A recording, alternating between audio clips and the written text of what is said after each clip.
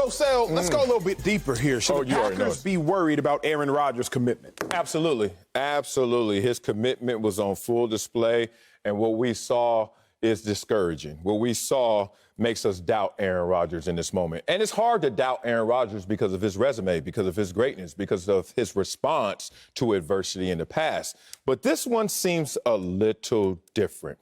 Aaron Rodgers looked despondent out there. He looked disinterested. He looked like a guy who was just like, you know what? Not so concerned with the consequences of today. That's how I read Aaron Rodgers in week one. Now, Aaron Rodgers is now trying to tell us to calm down. Like there's no reason to doubt him. And I'm like, Aaron, you put the ball in motion for us to doubt you. If you would have had a clean, quiet offseason, normal offseason for Aaron Rodgers, nobody's doubting you right now. But we're doubting you because you put this ball in motion. And once that ball's in motion, and then the results from week one line up with that same motion, oh, we're going to doubt you, big dog. You the one that led us to this nasty brown water. And now we drinking and you mad at us? You the one that put us in this position and in this mindset and looking at you in this way. It's funny that players, a lot of times, because we're such in a vacuum in a different world. Our life is moving at a different speed. I know that now. I always heard that then. But I know that now. When you make the transition to the real world, no matter how fast your life is, it's not the same as being an NFL player. Let's talk about that scheduling. Let's talk about that organization. Let's talk about that structure that we all know is moving at the speed of light. And that's fine. But Aaron Rodgers has to know that when distractions enter, they're going to happen, and they're going to happen faster even in the game of life. Aaron Rodgers realizes that he put things in his way. But he thought that his greatness will overcome those things in his way. And then he got humanized. Then he came to a realization after week one, oh, even I, the great, has to be careful. I tell my friends all the time, be careful with those D words, divorce and death. I got a few friends going through divorce right now. I remember years ago, they used to flirt around and clown. Oh, yeah, all right, I'm going to leave you. Okay. And I have a few friends that have gone through bouts of depression, which is connecting a few days, bad days, into expression of depression.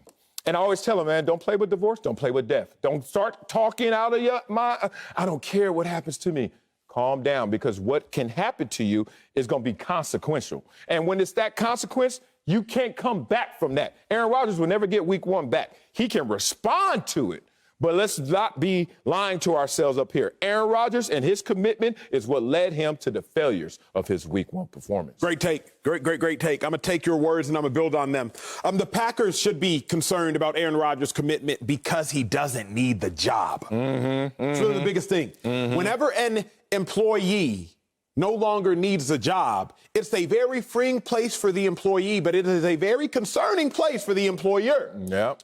And Aaron Rodgers don't need the job. Marcellus just said Aaron Rodgers is not concerned with the consequences. Of course he's not, because you ain't concerned with consequences when you don't need a job. I see people walking around in industry, regardless of the industry. What they gonna do, fire me? Yes, we've heard that. And that's where Aaron Rodgers is at. What they gonna do, bench me? What they gonna do, fire me? What they gonna do, cut me? So I'm gonna go deep on this conversation, because I got hotter on this conversation the more I prepped for it. Aaron Rodgers has too much power. And power corrupts, and absolute power corrupts absolutely. And Aaron Rodgers has been given too much power. Can't nobody tell him nothing within the organization. Nobody. General manager, he looking at like, who you? I already told you to sign Ed Randall Cobb, and you did that. Head coach Matt LaFleur, who you? Yeah, I'm clapping back at you at the post-game presser after your post-game presser. Who is anybody? Like, Aaron Rodgers has too much power. Yeah. I connected to Cyclops, X-Men. When he got them glasses on, he can control the power, and then he could control, you know, the X-ray vision, not the X-ray vision, but the power that comes from his sight. But then when he takes it off, it's just everywhere, and it's mass destruction. Aaron Rodgers is in the current place of, I think, a little bit of mass destruction, because can't nobody tell him anything. Like, bruh, can you really imagine, Marcellus Wiley, week one of the NFL season, your head coach comes out here and says, we got whooped, et cetera, et cetera.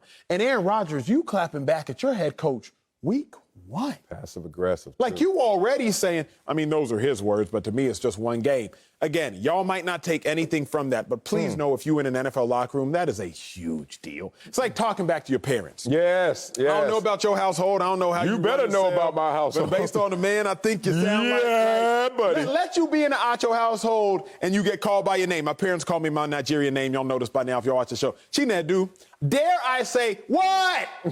Hey, God. I can't imagine the response. Aaron Rodgers is that bad kid whose parent, Matt LaFleur, the adult supervisor in the organization, is saying something, and Aaron Rodgers, what?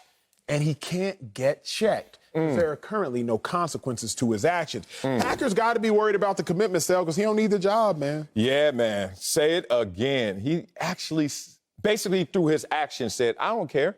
And if you don't care, guess what? We believe you. And that means it could go either way for you. I've had those conversations with people before. It's like, I don't care if I live or die. And I'm like, bruh, that is the worst place to be because now whatever comes your way, you're going to attract it. And Aaron Rodgers in week 1 attracted failure because he wasn't concerned with the consequences, with the outcome. You went, where'd you go, X-Men or something? I don't know what movie that was in the X-Men. I don't know. Man, keep it simple, dog. Keep it simple, big Go dog. Training Day, dog. King Kong ain't got nothing. Aaron Rodgers is sitting there in the jungle, somehow, Damu, put a cap in him. That's it. And they looking at him like, That's it. His teammates looking at him like, nah, we ain't gonna put a cap in nobody. You handle your own work, big dog. That's on you, That's bro. it. That's it. That's the one. That's the one. Yeah. Because the problem is, just like in Training Day when Denzel, he finally thought he ran everything. He thought he ran everything. Nah, but the B. problem was everybody starts to look at him like, wait, nah, like, you've crossed us. And I'm glad you on your analogy bag because eventually, even Packers teammates, they're not going to say it very quickly. They ain't gonna say it. But eventually they looking at Aaron Rodgers like, big dog, we just lost 38-3, man. Like you crossed us. Like we was riding with you. We've been riding with you privately and publicly, but we was grinding at OTAs and you were on vacation. Yeah. We were grinding during training camp and you weren't fully committed. And now we out here getting embarrassed and you still out here like, forget what they saying. And eventually they gonna look at Rodgers like they look at Denzel, and Denzel ain't gonna have, Rodgers ain't gonna have nothing less to do. And then they gonna get a gun to Jordan Love. Be like, you gotta do your own work. I gotta give you this story because my mom is dead. Rest in peace. I love your mama. And Child Protection Services, statute of limitations. They can't do nothing. I remember I was like young. I don't know how old I was, like 11 or something like that. I was walking across the street with my mama to go to Auntie Brenda's house, and my mom asked me to do something. And back in those days, we used to smack our teeth or roll our eyes. I don't think kids do that as much now, but I was like, and I said, what?